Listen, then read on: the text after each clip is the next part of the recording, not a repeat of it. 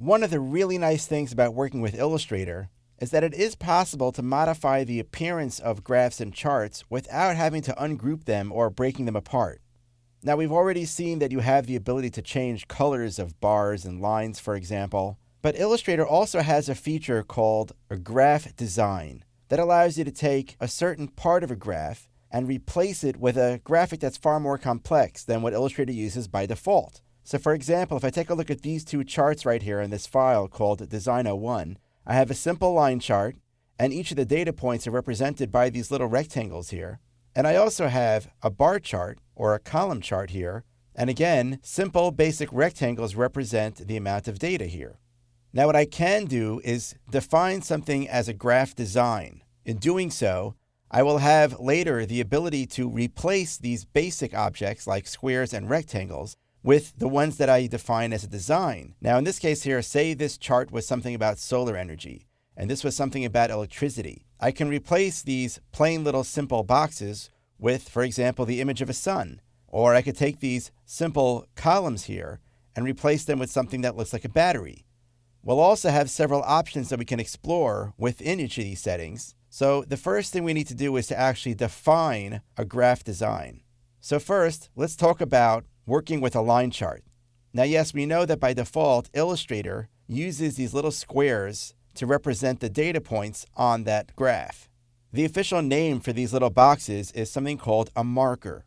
So what I can do is I can define a graph design, and then later I could tell Illustrator to use that graph design in place of the markers. We already know that these are called columns, so later on we'll be able to replace the columns with a specific graph design as well. So first, let's focus on how to actually define a graphic that I want to use as a marker. I'm going to start by switching to my direct selection tool, and I'm going to Option or Alt click on one of these little squares. I'm going to copy it and paste it over here. Let me move it right down about over here. The reason why I'm doing this is because Illustrator internally will always use that little rectangle or that little square as the marker. But what I can do is I can create a piece of artwork that will appear on top of that. This marker will always appear at this size, so whatever size that I use for my artwork simply needs to be in proportion to that square. So for example, if I were to take this sun as it is right now, you can see it's much larger than this box, which means that when I use it as a marker, I'm going to get a really large graphic. I don't really want it to be that big, so I'm going to select this sun graphic right here, and I'm simply going to resize it down to be a little smaller, say about that big. Next, I'm going to take this rectangle right here and select it, and I need to fill it with none, and I need to set its stroke to none as well. If you've ever worked with defining a pattern inside of Illustrator, you know that the backmost object of a repeat is usually a no fill, no stroke rectangle. So now that I have that rectangle with no fill and no stroke created, I'm also going to hold down the Shift key and select the sun graphic. So now both of these are selected. And I also want to go ahead and center them both upon each other. So I'm going to click a second time on the sun. That's going to define the sun as a key object, meaning the sun won't move, but just this square is going to move to the center of the sun here. I'll go to the Align panel, and I'll choose Horizontal Align Center and also Vertical Align Center. Now I am going to zoom in a lot closer here, and I'm going to click on the sun because I want to make sure that the sun is going to be at the top of my stacking order. Remember, that rectangle that I created there that has no fill and no stroke has to be the bottommost object in my selection. So I'm going to go to the Object menu, I'm going to choose Arrange, and then I'm going to choose Bring to Front. Okay, I'm now going to go ahead and marquee select both of these objects. You can see here that the no fill, no stroke rectangle is selected, and it is indeed behind the sun. Now I'm going to go to the Object menu, scroll down to where it says Graph, and I'm going to choose Design because I want to now define this as a design. I'm going to choose to create a new design, and now I'm going to rename it, and I'm going to call this one Marker Sun. I'm going to click OK. So now if I click OK, I've successfully defined that design. Let's zoom out here, and let's focus now on the column. So I want to define this piece of artwork as a design that I can use for a column.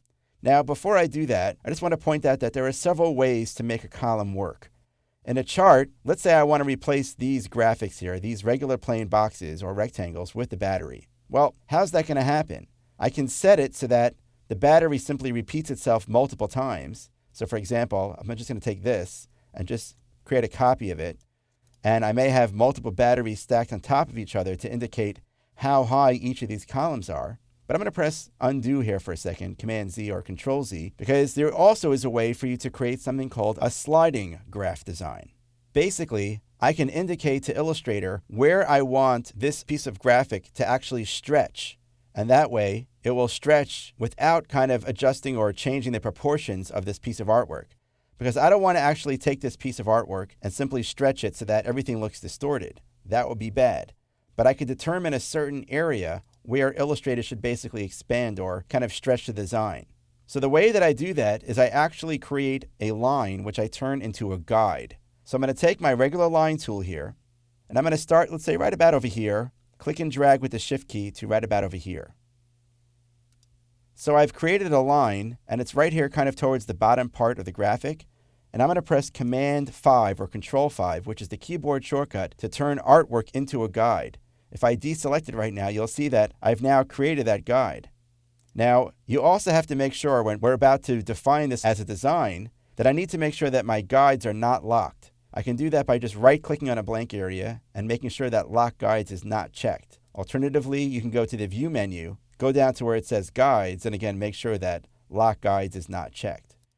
Now what I can do is I can select this piece of artwork, and I can go up to the Object menu, go back to Graph, and then Design, and choose to define a new design.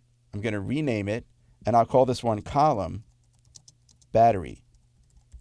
Now I'm going to click OK, and then once again click OK.